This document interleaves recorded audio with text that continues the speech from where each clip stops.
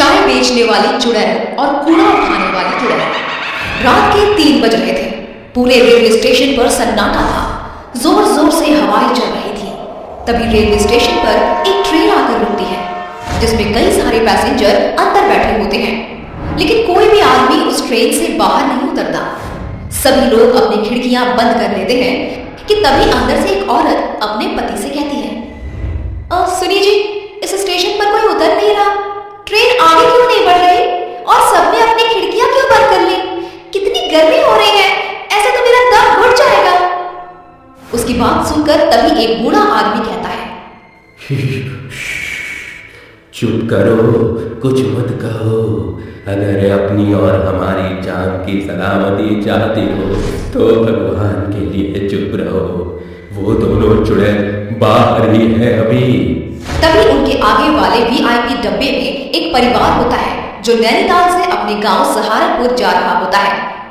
लेकिन एक राघव नाम का लड़का, मैंने पहली बार किसी स्टेशन पर इतना सन्नाटा देखा है। राघव को वहां एक कूड़ा उठाने वाली और एक चाय बेचने वाली के अलावा और कोई नहीं दिखता। तभी उसके पास चाय वाली औरत आती है। चाय, गरम चाय वाली, चाय गरम, चाय वाली साहब, गर्मा गर्म चाय ले लो, चाय। अरे सुनो, कितने की चाय है? साहब, केवल 10 रुपए की। ऐसी चाय आपने कहीं नहीं पी होगी। राघव अपनी खिड़की से हाथ निकालकर उस औरत से चाय लेने लगता है, लेकिन वो औरत राघव का हाथ पकड़ लेती है और देखते ही देखते वो एक भयानक चुड़ैल बन जाती है। चुड़ैल, ये चुड़ैल बचाओ, अरे मुझे कोई बचाओ। चुड़ैल राघव का हाथ काट देती है, जिसके बाद कूड़ा उठाने वाली चुड़ैल उसकी मुंडी काटकर अपने बोरे में डाल देती है। नहीं छोड़ूंगी, किसी को भी नहीं छोड़ूंगी, सबके सब मरेंगे। राघव के चिल्लाने की आवाज सुनकर डब्बे के सभी लोग जाग जाते हैं और ट्रेन के सभी पैसेंजर बहुत डर जाते हैं। और ट्रेन के चलने के बाद वो बूढ़ा आदमी उस औरत को बताता है, ये कुछ महीने पहले की बात है।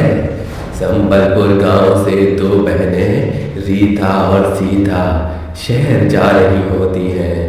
वो दोनों ट्रेन में बैठ जाती हैं, जिसके बाद ट्रेन चलने लगती है।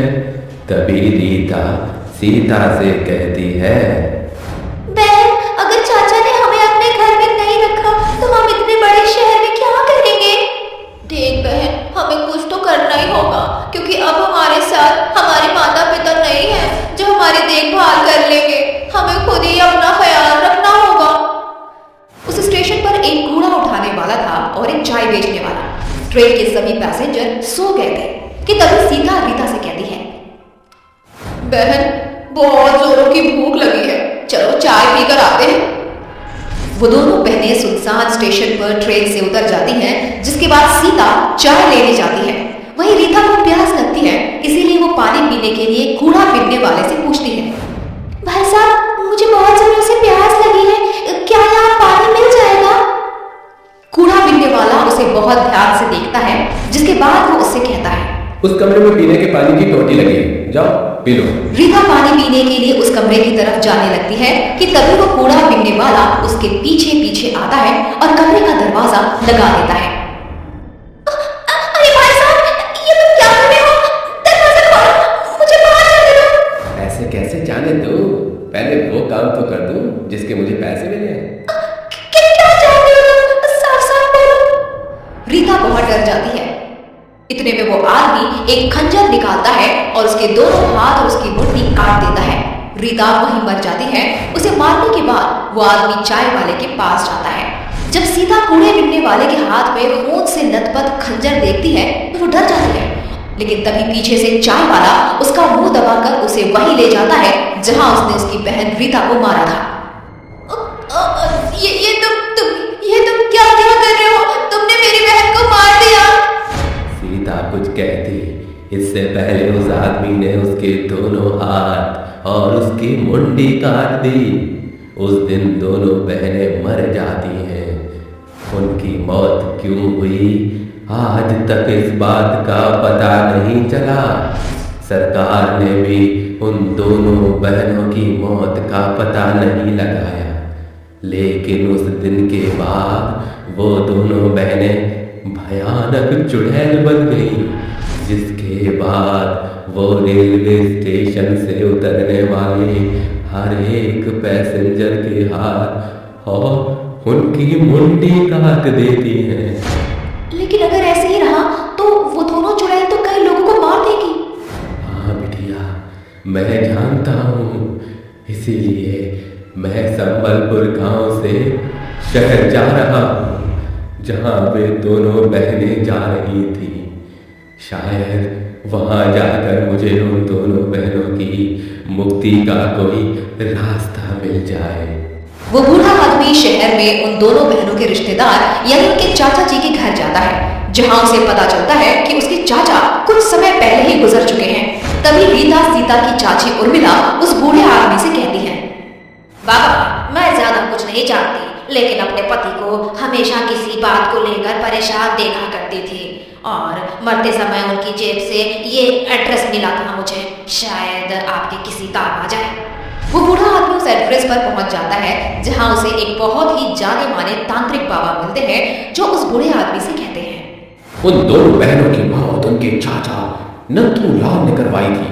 वो चाहते थे कि उनके मरने के बाद गांव की सारी जमीन वो हड़प ले, लेकिन उन दोनों बहनों की मौत के बाद वो दोनों चुड़ैल बन गई और नथु लाल को रेलवे स्टेशन की कहानी पता चली तो उसे डर के मारे हार्ट अटैक आ गया। बाबा, मेरी मदद करो, उन दोनों बहनों को मुक्ति दिलाने में। उन्हें मुक्ति नहीं मिली तो वो ऐसे ही सबको मारती रहेंगी। वो बूढ़ा आदमी तांत्रिक बाबा को रेलवे स्टेशन लेकर जाता है और जैसे ही रात के 3 बजते हैं, वो दोनों चुड़ैल सामने आती हैं और जोर जोर से हंसने लगते हैं। चले जाओ यहाँ से, ये रेलवे स्टेशन मेरा है, मैं सबको मार दूंगी।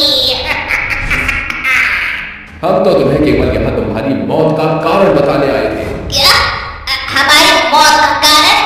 तांत्रिक उन दोनों को उनकी मौत का कारण बताता है, जिसे सुनकर वो दोनों रोने लगती हैं। तभी तांत्रिक बाबा उसके चाचा नाथूलाल की आत्मा को बुलाते हैं और इसके बाद नाथूलाल गिड़गिड़ाते हुए दोनों चुड़ैलों से माफी मांगता है। बिटिया, हमका माफ कर, हमसे बहुत बड़ी गलती हो गई। मुझे अपनी गलती का बहुत पछतावा है।